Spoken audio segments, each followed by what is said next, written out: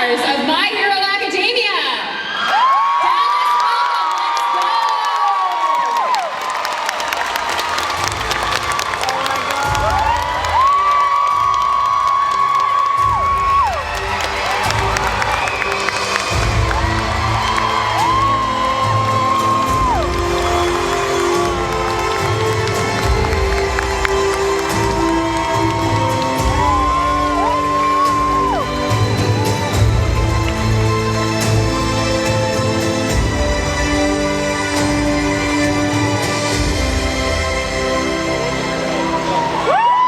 Dallas,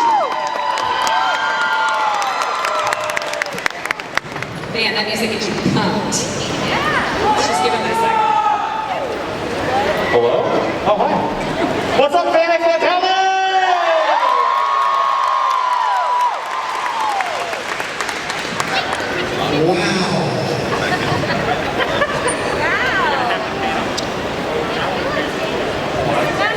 Okay, so I know everybody here knows who's on the stage, but just in case you brought a friend or a family member, you're just getting into My Hero, let's start with Chris and go down the line. Everyone introduce yourselves to these people. I'm Christopher Savin, I'm the voice of All Might. I'm Brandon McGinnis, and I'm the voice of Shenanigans. Hi, I'm Justin Reiner. I'm the voice of Deku. Hi, I'm Christopher Wakehamp. I'm the voice of Aizawa, your sensei. And hello, everybody. My name is David Matrenga. I'm the voice of Shoto Todoroki. Hello, I'm Kyle Phillips. I'm the voice of Denki Kaminari. Hi, I'm Rita Valencia, and I voice the most beloved character in all of My Hero, Winetta! Hello, my name is Trina Nishimura, and I voice Cheer. Hi, I'm Kelly Clinkenbeard. I voice Momo Yagirozu, and I'm the ABR director. Hello, my name is Monica Rial, and I voice Suyu on the Wii. My name is Kristen McGuire, and I play Tatsumi Nakagame. Hi, everybody. I'm Oliver Chapin. I'm the voice of Katsuki Bakugo. Hello, I am Lucy Christian, and I voice Ochako Uraraka. I'm Ian Sinclair, and I play Meizo Shoji. I'm Josh Greeley, and I play Tokoyami Fumikage in Dark Shadow! Hello, I'm J. Michael Tatum, and I play Tenya Ida. I am not calling Clinkenbeard, but any second now. Oh, she made it! There she is! I got you this one. You want this one or you want that one? Okay, we're good. I, from now on, will add my rider that I need to have somebody come up on stage and say, I am not calling Clinkenbeard. Awesome. And there she is. Give her a round of applause. Oh, I'm so excited to get my chair back.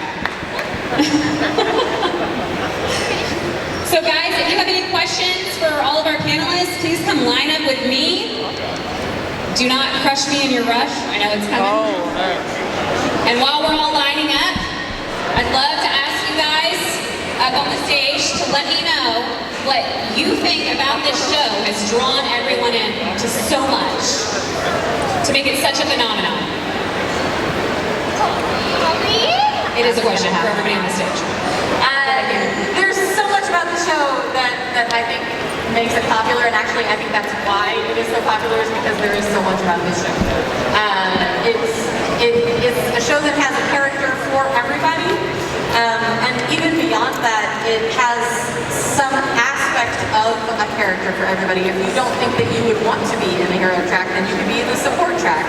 If you think you might be in general studies and you don't think of yourself as a hero, then they prove you wrong and they have Shinso become the hero. It is what we all want to be.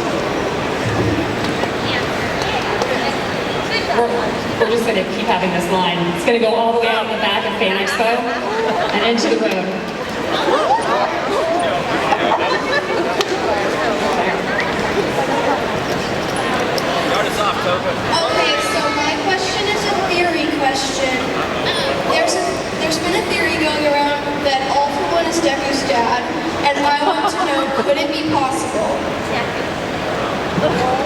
anything's possible.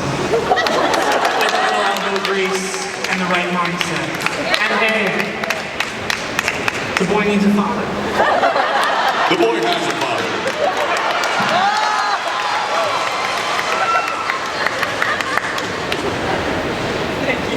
So, as a single and a Todoroki fan, can you please tell me you love me? Because I'm sad and lonely. I just want validation. Hey, I love you.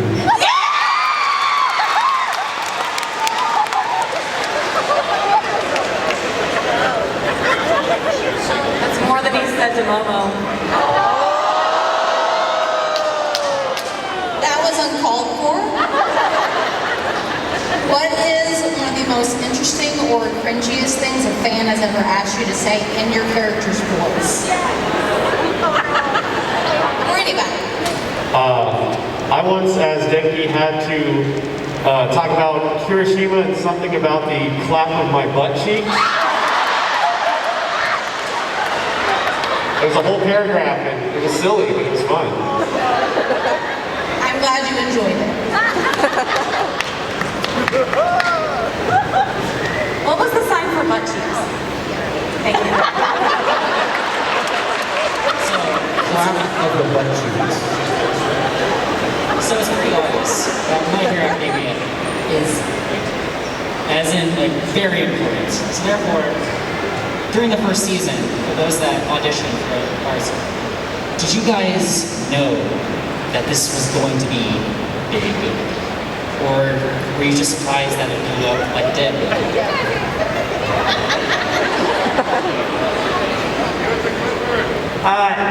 So I remember the audition process pretty vividly. There was a lot of buzz about it, that the show was coming up, and prior to it, Funimation had been doing like 12 simuldubs a season, and then that season they went down to 6. And so every actor suddenly panicked that there wasn't going to be enough work going around, and so everybody wanted to get into My Hero Academia because there was buzz about it. And we were being told, like, we think this has the potential to be something really big and really popular. But we've heard that before. We've heard about a lot of shows. And sometimes they turn out to be popular, and sometimes they kind of don't. And so the first season of My Hero happened, and it was well liked. But it wasn't really until season 1 came out onto home video and got onto Hulu. And season 2 was happening, but I can remember distinctly being at a convention for the first time, and suddenly everybody wanted to talk about Bakugo. And I was like, whoa! It was like literally an overnight thing after we'd already done a season of it that it caught.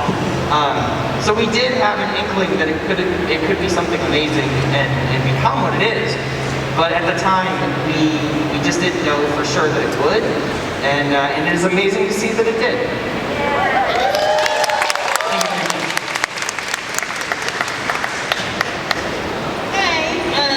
So my question is if you were suddenly arrested for no reason and your face is now all over the internet, what would your friends and family assume that you did?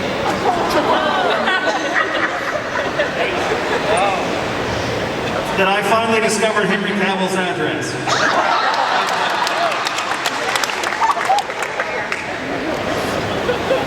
That's by far my favorite question of the day. Arson? I guess you guys can correct me if I'm wrong, but I feel like you wouldn't be surprised if I got arrested for like freeing animals in an experiment or something. Yeah.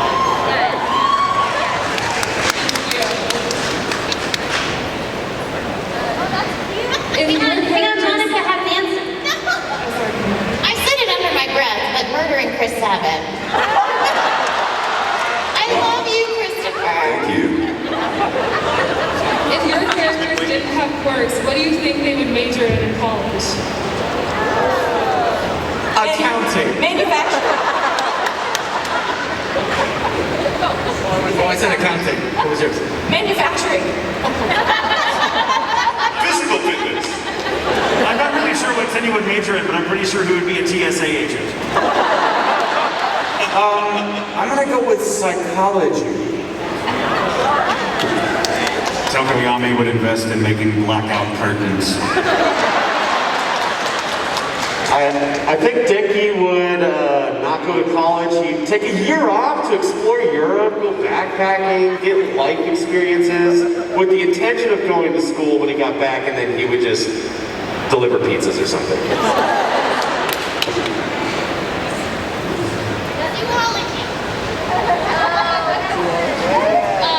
Can Wapigo like give me like a voicemail thing? No!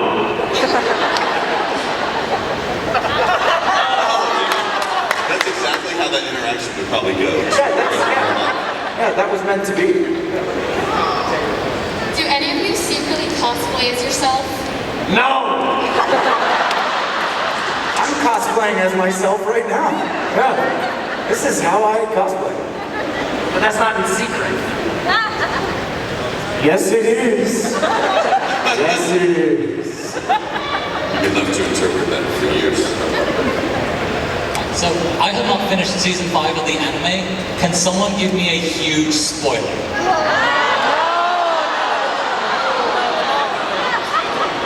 No! There's some stuff about the students, and then there's some stuff about the villains. I was gonna say season 5's not over yet.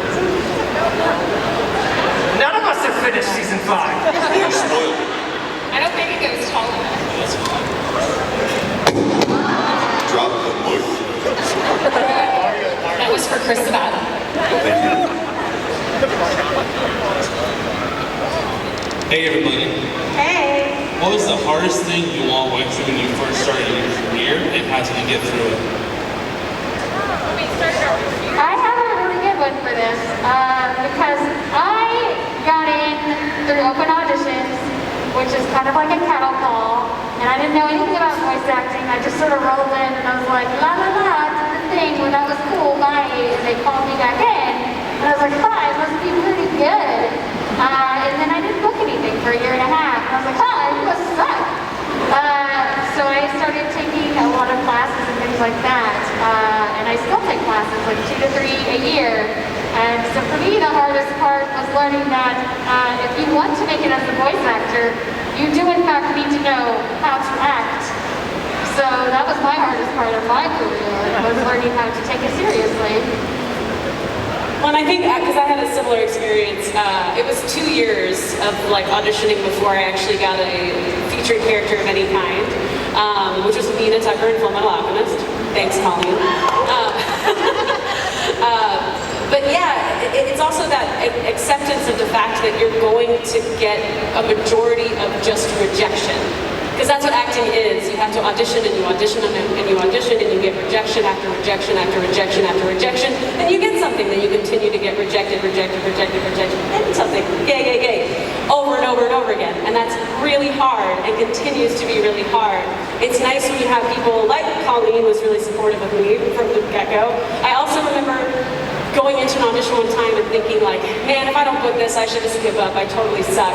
And it was Sunny Street who was the person who was auditioning me, and he told me right afterwards, he was like, hey, I just want you to know, even if you don't get cast in this, which I didn't, even if you don't get cast in this, I just want to make sure you know you're really good at this, and you should keep trying. And so I did, but I honestly was so ready to just give up immediately after. So it's nice when someone gives you a little bit of encouragement, but be ready for so much rejection. Forever, it never stops.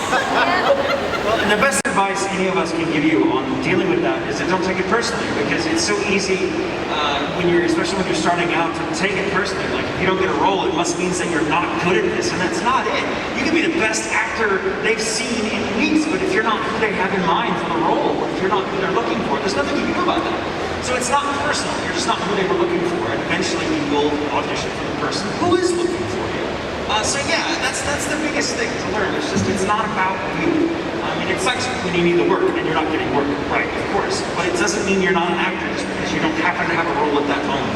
All of us go through that all the time. Not just at the beginning of our careers, but later on, in the middle, and I'm sure at the end. We all have dry spells.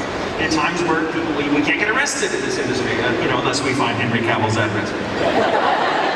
But it's important to, rejection is part of it. but it's how you know, like you do what Kristen says, you take workshops all the time just to kind of keep your tools sharp, so that when you do get that opportunity, you're ready.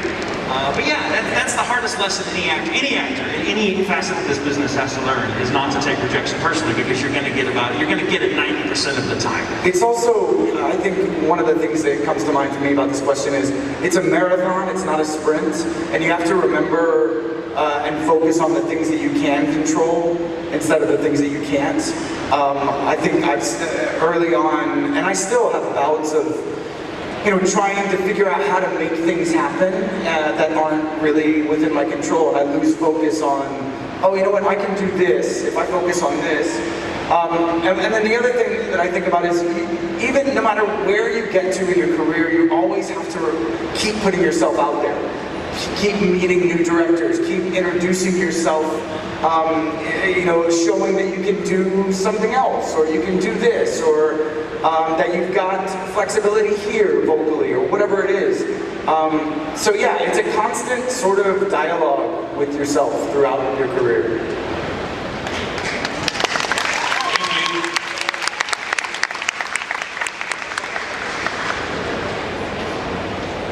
Hello everyone. Hi. I was just wondering, what have been your all's favorite scenes to watch? Voice or watch? Our favorite scene to voice or watch? In general or in the show? I thought that was pretty good. In My Hero? Yes. Right. Oh, my favorite scene in My Hero Academia is when Jiro sings Hero 2.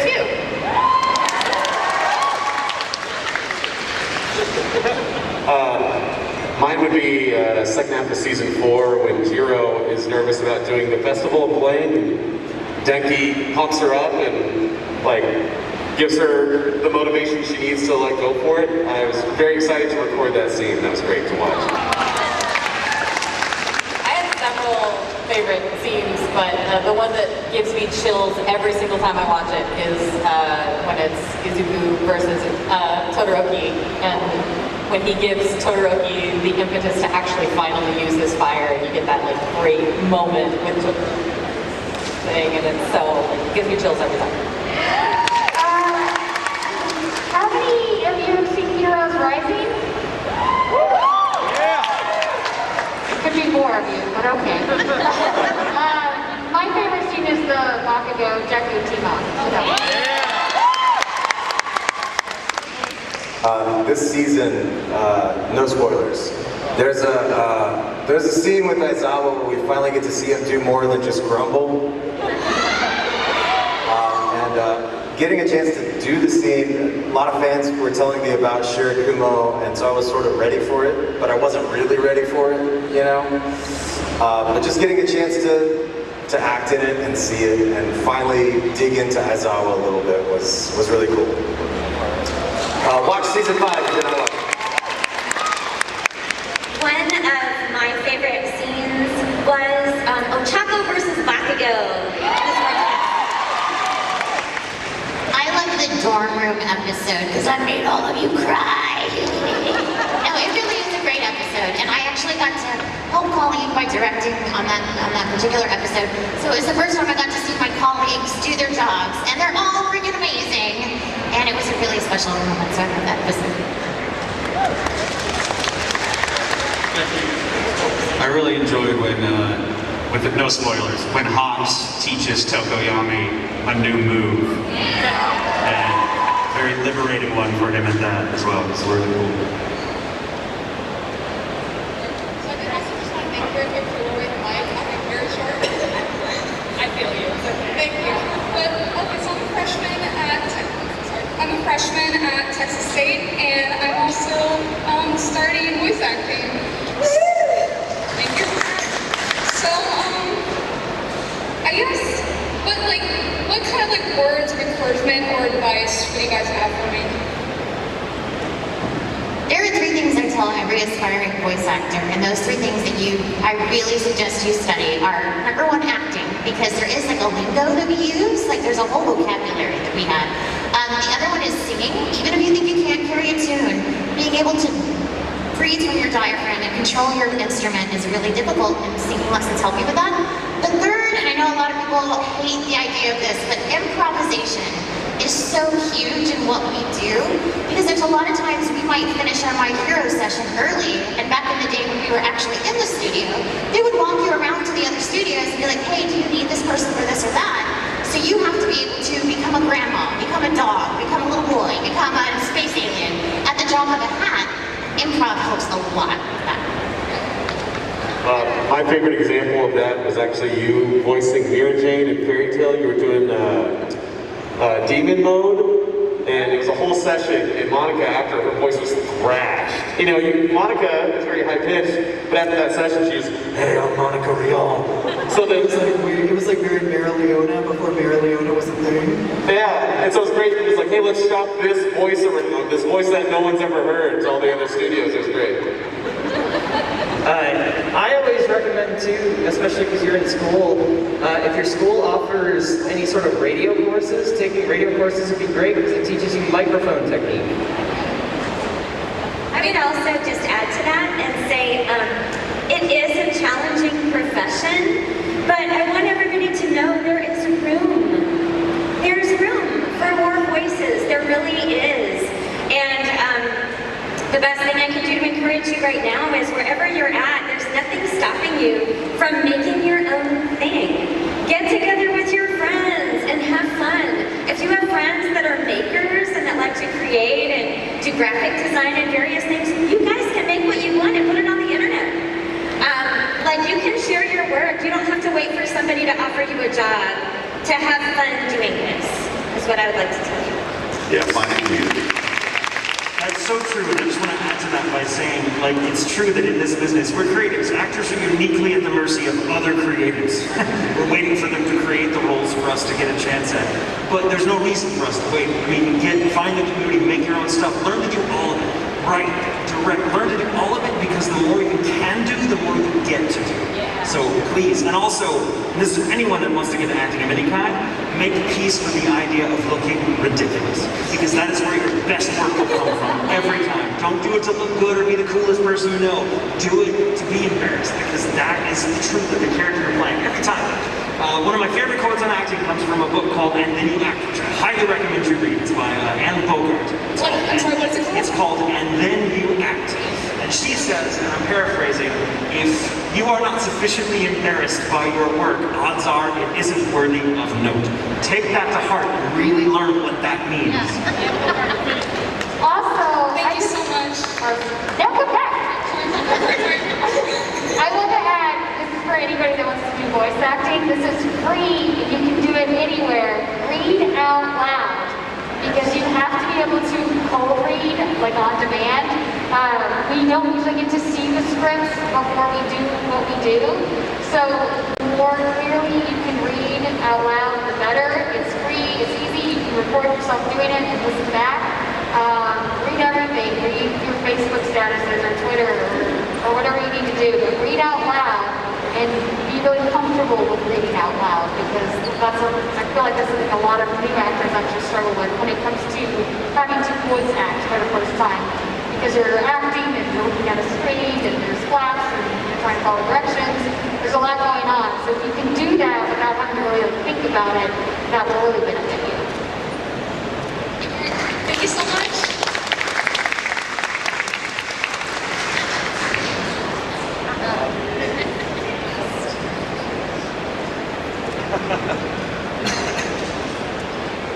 I need like little noises as the microphone goes up and down. Okay, first of all, I just want to say, like, since this is like my first con, like, ever, it's such an honor, like, meeting all of y'all and being able to, like, ask a question. So, like, that's what I'm doing. Okay, I'm not sure if you know about the opening where it's kind of like a medieval fairy tale kind of theme. I was just wondering, like, if they kind of made, like, a little short episode of that, how do you think it'll go?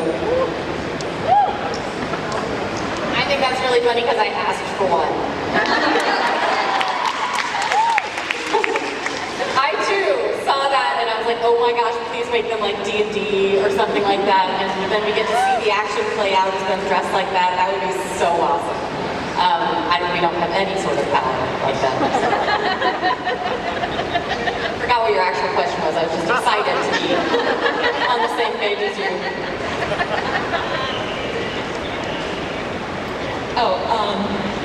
It was like, if they made like an actual episode of it, like how do you think that episode would go? It would only go well if Matt Mercer was our DM. I don't think Minetta can handle being around that many courses.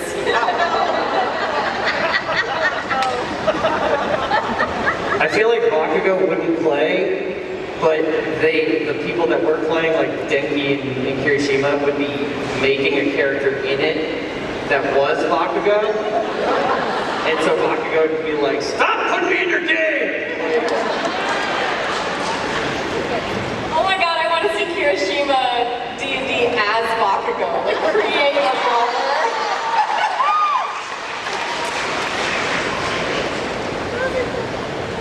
How many of you have played D&D? Okay, I sense a theme coming on. You guys should check out thedungeonbooth.com. Chris Wakehamp is the DM. Incredible DM. Hi. My question is, what are your thoughts on studios not being able to release bloopers? Because you know how some movies are releasing bloopers and stuff like that. And I know I forgot who I spoke to about this briefly. When it comes to Japanese anime, they're very strict about their work and they want to be taken seriously. I just want to know your thoughts on would you guys like bloopers to be released in DVD sets or Blu-ray sets of your work? Well, some bloopers probably shouldn't be released.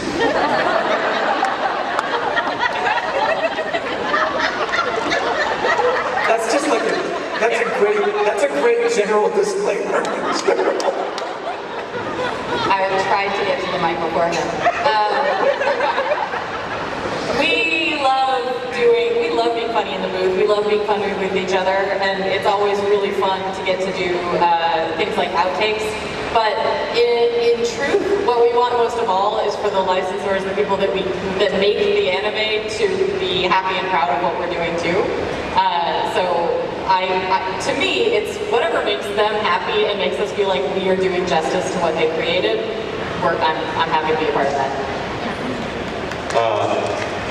One of my favorite things was directing Brina as Chopper in One Piece.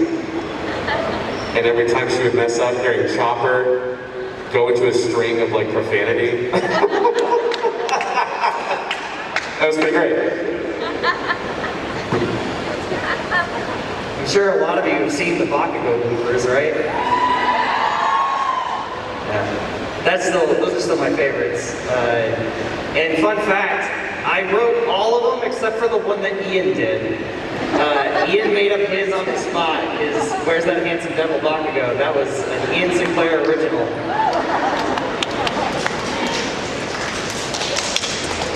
Is it the most Bakugo thing you've ever heard of, to direct the episode and make all of the bloopers about Bakugo? Can I cast or what?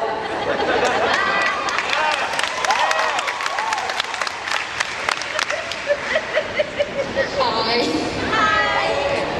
This is my first experience with that too. As an introvert and dyslexic, can you still be a voice actor? She was saying as an introvert and as a dyslexic, you still be a voice actor. 100%. Yes, you too can be a voice actor. Yes. I think you've described half the voice actors. Yeah, that's right. 100%. Honestly, for a lot of us who had trouble reading when we were kids, it's the training we got to learn how to read out loud in class that eventually turned into this.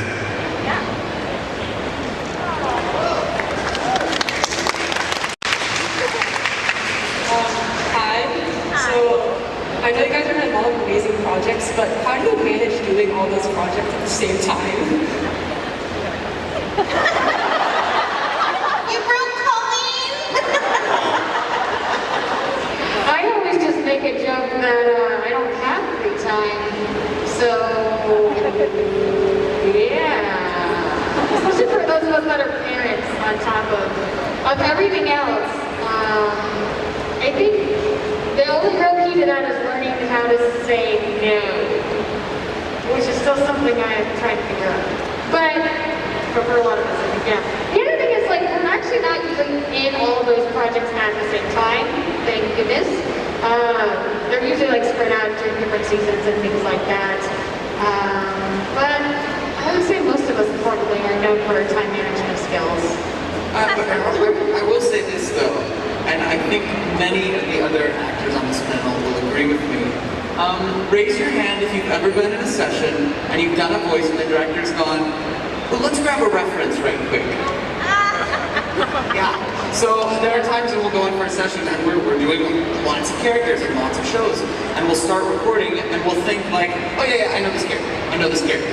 But maybe we just got off of a session from another show with a completely different voice, and it's altered in our head what the voice sounds like. And we need a reminder of what this character we're recording on this show sounds like. So the director is very helpful in these situations. Also, something that's good to remember is that our work is not static. It's not like you're busy all the time, generally. It's usually up and down, and you'll be casted, you'll have a bunch of stuff going on, and then maybe not as much. And that's just the nature of the work. You know, so part of what our job is to figure out how to have enough kinds of work to where when one job goes away and you don't have a lot going on over here, you still have work over here. And then it all balances out because most of us are self-employed, so we run our own schedule. You know, we decide when we work and we schedule it.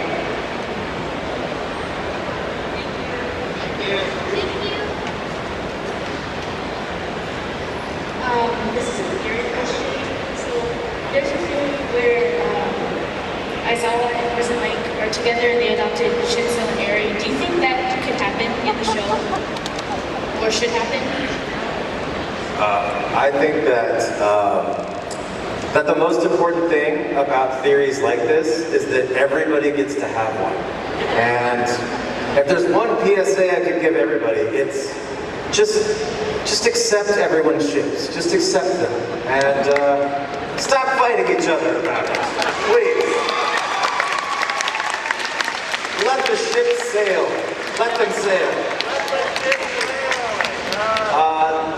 To your specific question though, I would say, I think, you know, family, sometimes it can be the people that you're born with, but sometimes it can be the people that you find in life. And I think it's a really cool story, Aizawa and President Mike and Shinso and Eri.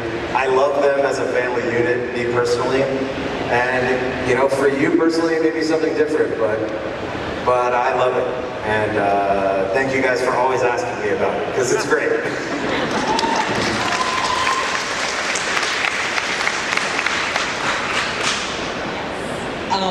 My question is, what would Class 1A react if Bakugo was actually nice for once? Oh my god, with that attitude, you might actually be popular. I don't understand. Are you okay? You guys, are you okay? He's very obviously an imposter.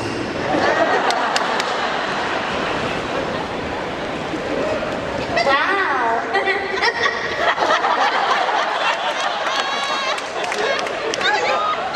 You slipped in a Holiday Inn.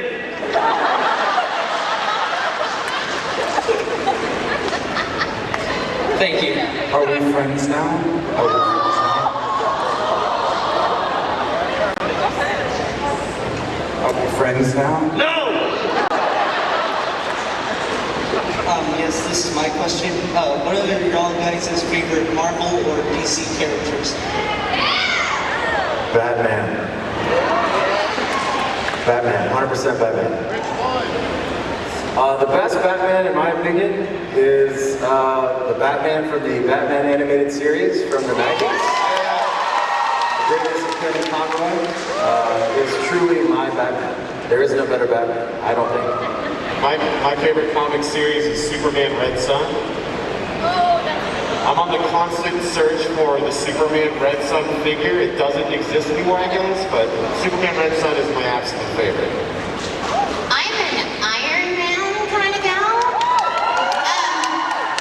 But as Colleen just pointed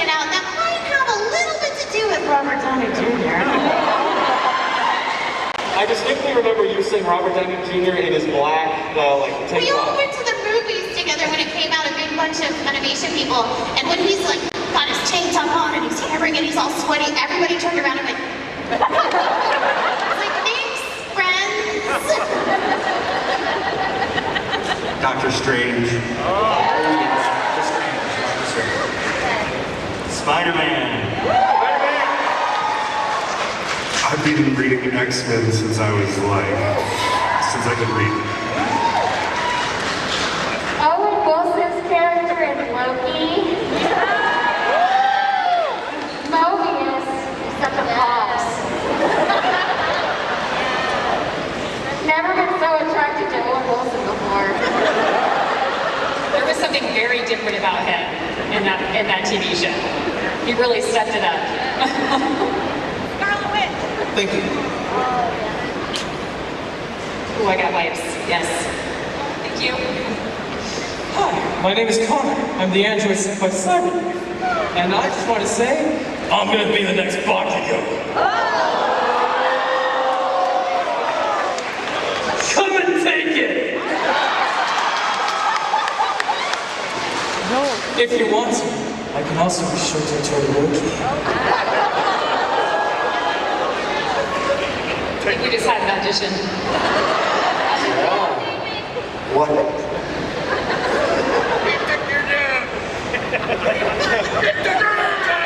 Love, not war, man. Love, not war. I gotta go to the next person.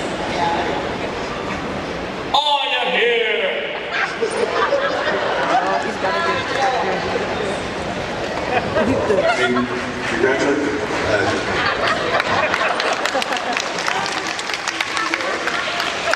They really took to heart the practicing everywhere. I like it. Hi, I'm gonna try not to pass out and talk with you guys. I had a comment and a question, question. My comment is, I just want you guys to know how much you mean to a lot of different people. I've already talked to a couple of voice actors like Justin and Josh and Brandon, but you guys are seriously amazing and you shape people's lives in so many different ways. And you're just amazing people in general. And I just want you to know that. And also, my question is, if you guys, with each of your characters, if you could replace them with any other characters that you voice, who would you pick? Obviously, J. Michael Tatum's characters are mainly the same people over again.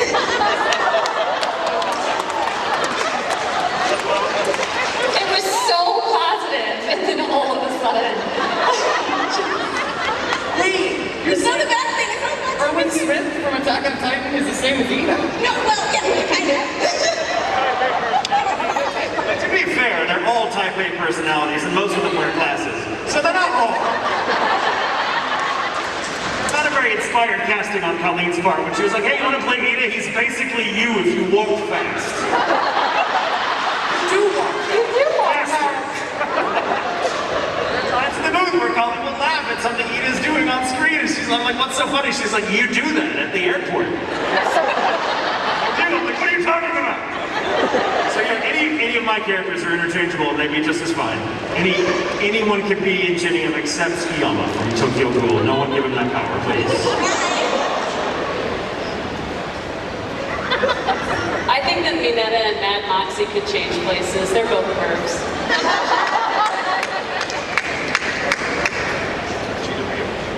I guess Kinro from Dr. Stone could take over Tokoyami's powers. But he wouldn't really. He's too much of a stickler for the rules. I don't think he would. He'd be like the new Ida. It would be the new Ida. Yeah. Swap? Sure. This is the one for all that's been passed down the Armstrong line for generations.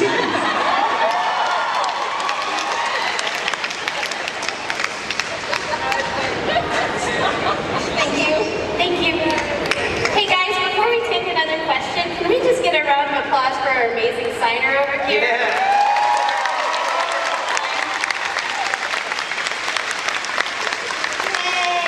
And also an amazing round of applause for Dee, who has been hosting this entire show here.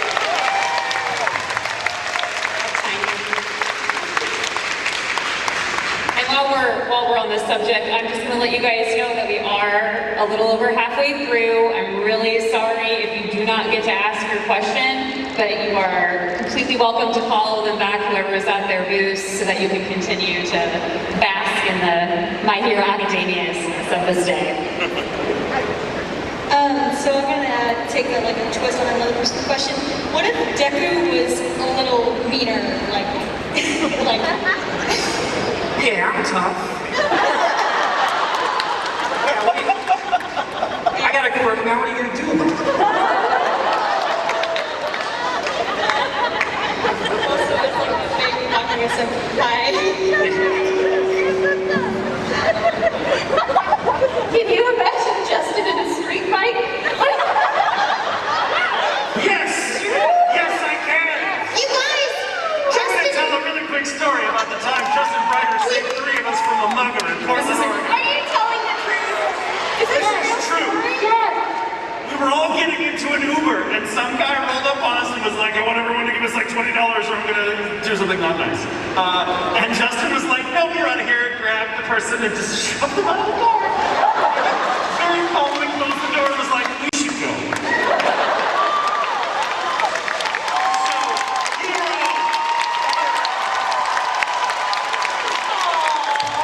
I stand corrected. I'm so sorry. I had no idea.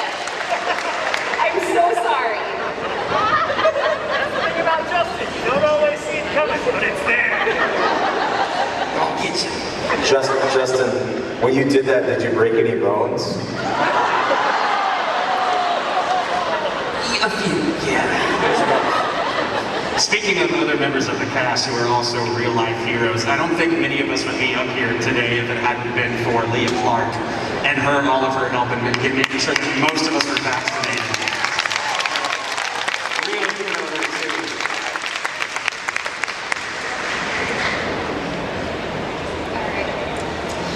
So it's nice to meet all of y'all. I had the chance to meet y'all yesterday, and I'm looking forward to meeting the rest of y'all during this weekend. So my question is, it can be for all of y'all, but mostly for Justin. What are your thoughts for the next season of My Hero Academia, especially with all of y'all's character developments? Well, so Deku's going through a little something. And growing up is tough, you know, it's hard to be a kid and grow up with superpowers. In my opinion, I think the best season is always the next season. So I can't wait for more. And whenever I read something in the manga and I see it animated later, it just always blows my mind. So I bet this is gonna be sick.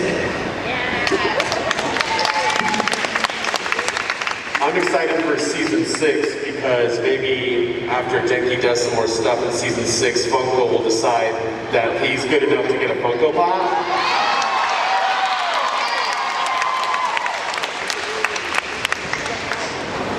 I only grabbed this to reinforce how awesome I am at casting. How Deku was that? That's the most Deku thing you could have said. You're so Deku.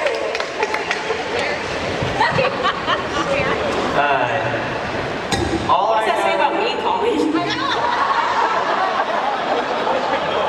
All I know in the case of Bakugo is finally something just happened in the manga, assuming that there will be a season 6. Something just happened in the manga that I have been waiting for literally since episode 1. So I'm very excited.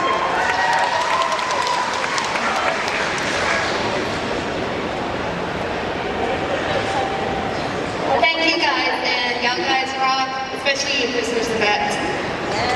Thank you from the bottom of my heart on behalf of everyone for congratulating me for being awesome. Of course, you rock.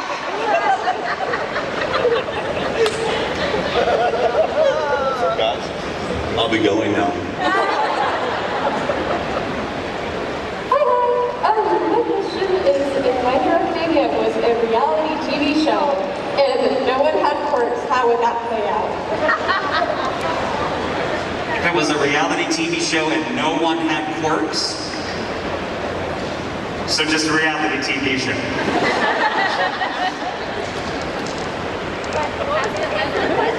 How would it play out, right? How would the show play out?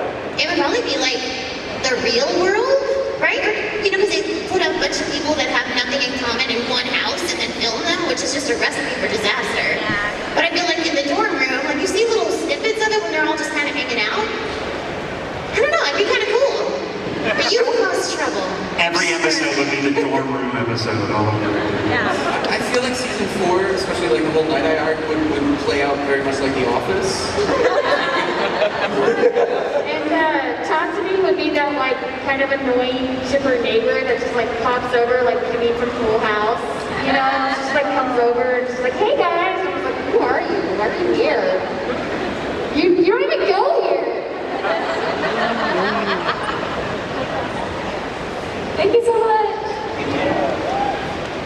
Who's that really muscly dude? And why is he gone? And why is this really sick-looking dude hanging out with us now?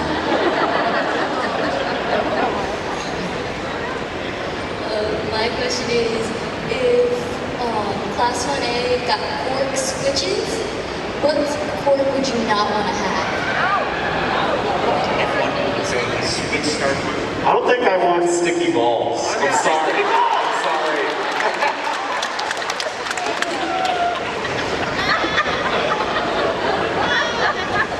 I don't think I'd want to be invisible. That sounds kind of lonely. I wouldn't want to be permanently invisible. Yeah, I wouldn't want to have to like take off my clothes in order for my quirk to work. I don't think I would want foresight. Like, I think that would be a difficult responsibility to handle. How do you explain that to people? Right. Hey, maybe you shouldn't do that. Why not? Well, it just... I don't know, especially since it happens every time. Like, you can't fix it. Maybe you shouldn't do that. I mean, it's... Go ahead, I guess. Yeah, let's see what happens. I don't want the cork where I'm gonna break my bones every time I use it. Like that sounds painful. I'm not a big fan of that personally. Yeah. I do secrete mucus. Do you have a problem with that? Colleen does not want to secrete mucus. I have no problem with it. Can you imagine it would keep people at bay? If there's ever somebody that's like bothering you, or like somebody knocks on the door, you're like, mucus. And then they just turn them off. I can also regurgitate the inside of my stomach. You guys have got some awesome quirks. It's great. I love it. I learned this weekend Mitsuki Bakugo's quirk. I didn't know that she, like, her sweat, she can make her, like, heal her skin and, like, look young forever. Right? Am I right? Uh-oh. I mean... It's okay, we're gonna rewind the video and just erase that.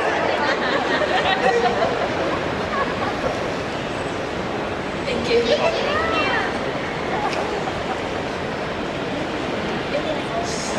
My name is Nick. I'm also doing voice acting, and I was wondering if I could do the pleasure of giving you my best Detroit Spanish possible. Okay. Delaware, Detroit,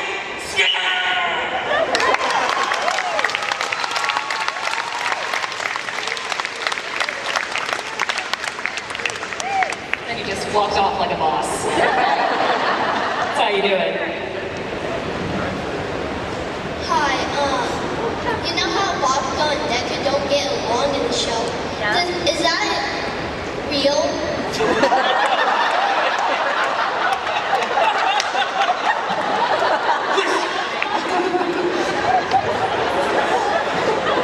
Shouldn't have brought that up.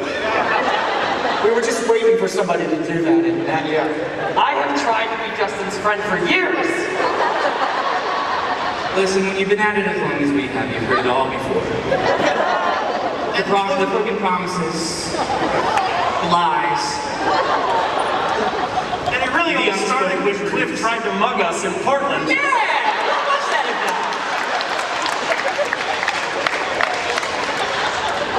I like to think, I believe, personally, we get along. I like you think.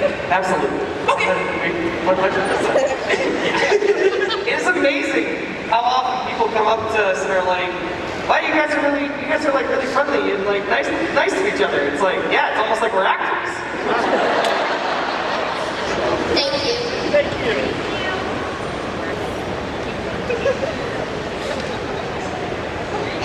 Sorry. Hi. It's great to see all of y'all today, especially you, Chris. I've been waiting a long time to meet you. I almost met you once, but I couldn't. Well, here we are. And I actually have 2 questions and a request, if that's okay. My first question is everyone except Brandon. I'm sorry. I asked you this question yesterday. If all of y'all were to go on a road trip, anywhere you want to go, where would you go, and which 1 or 2 characters would you want to take with you that you think would be good traveling with? Brandon can't come? No, I already did it. I did this question yesterday. Oh! That's why it's not. Yeah, it's okay. It's okay. Well, but they didn't hear your answer. I was gonna say, but you didn't get to answer it for the whole audience. What was your answer? Oh, my answer was like, I really would want Shenanigans to go with me because I feel like he'd be like the worst backseat driver. He'd be like, no. Where's your man? You haven't checked your mirror in 6 seconds. You know, like that kind of thing. So I was like Finroll again, like the fun ones, kind of crazy, kind of chaotic, but it'd be a good story.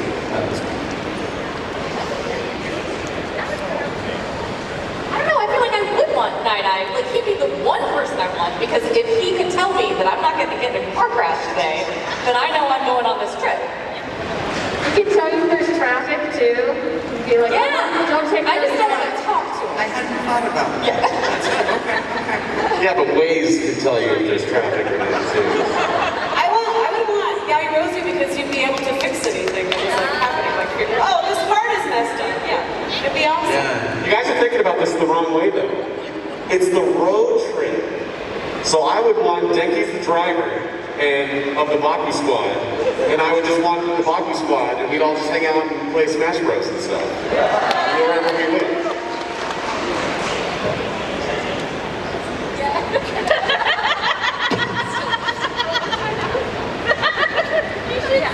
I was just saying that's like the difference between the male and the female road trip. It's like dudes are like, we're fine! And then meanwhile we're like, how can we stay safe and not die? And not get murdered. Definitely need to have just Justin Ryder to keep us all safe.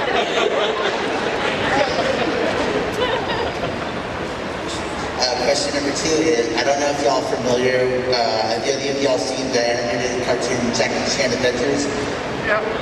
Okay, if some of you did, you know about the Chinese zodiacs, they have powers.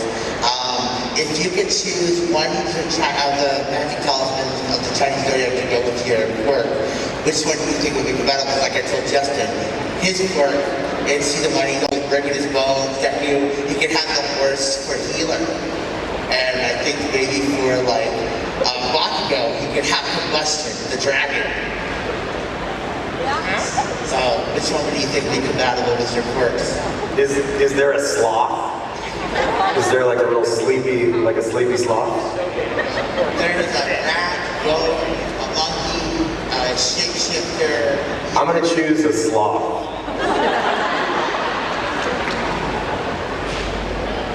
Koala. What animal can we have that's not on the Chinese zodiac? It's not. And my request is actually for Trina and Josh, really. I would like to do one of my favorite lines for you, if that's okay. It's from one of my favorite shows, Kenichi. Now taste the making of methods, Shigure Kusai. I may not have Shigure's level, but I can handle her double. Slash. Look, now he's me.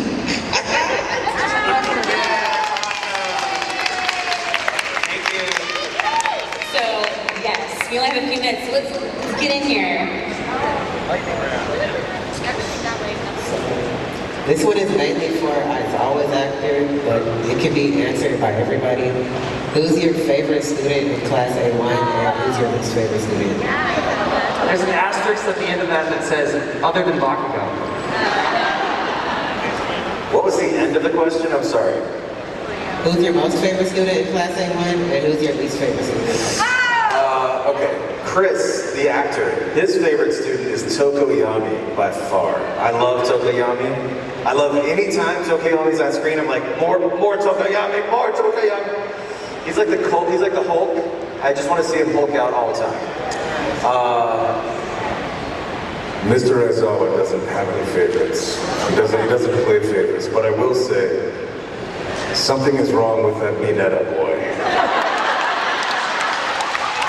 Alright, come at me, bro. Sticky balls, that's all I'm gonna say.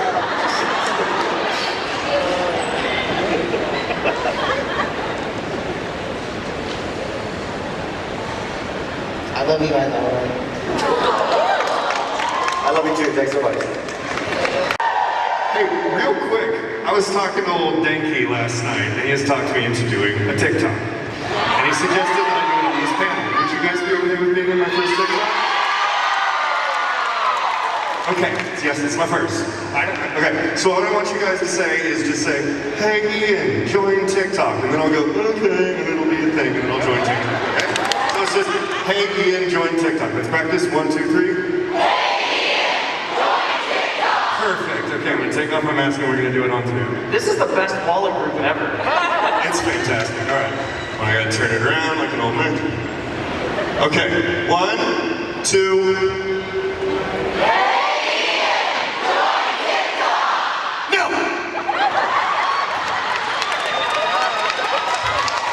Thank you.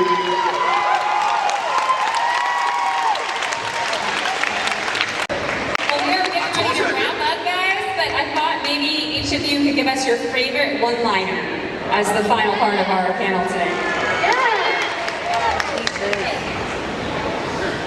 One of my very favorite lines is to Bakugo, and that is one I referenced earlier, which is, with that attitude, you'll never be popular. And then he won every popularity poll.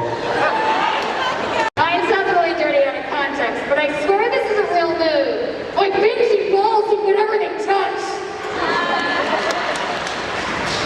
Mine is the line that I probably only ever get to say one time, and it is Detroit Smash! I have a new favorite line from season 4. When I did it, I told Colleen, I was like, I love that I get to say that. It's when Night Eye, everything is awful, and he says, there's no point, you might as well give up. I've seen it all. It's not gonna go well, so just give up. And Otako, of course, like rallies, and she says, there's no future except the one you create.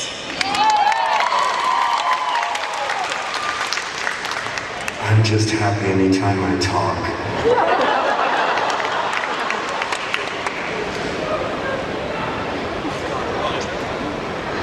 When I stare into the abyss stares back at me.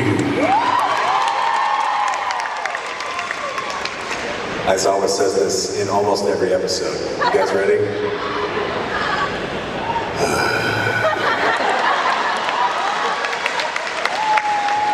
There's a lot of great tenure lines, but my personal favorite is a punch to the scrotum is unforgivable! Is that cheese?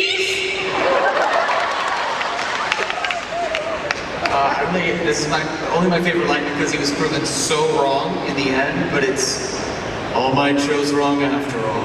Mirio should have inherited the power.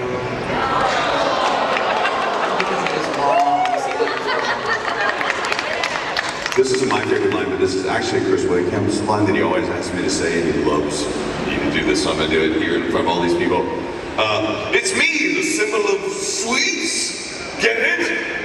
Sweets, cotton, candy, sweets. He loves that line.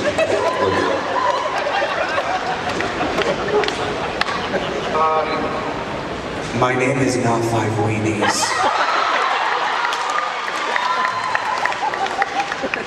My favorite Denki line is to Bakugo, season 1.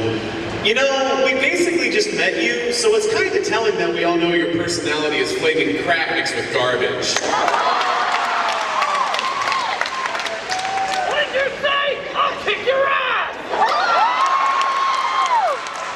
Take my sticky balls!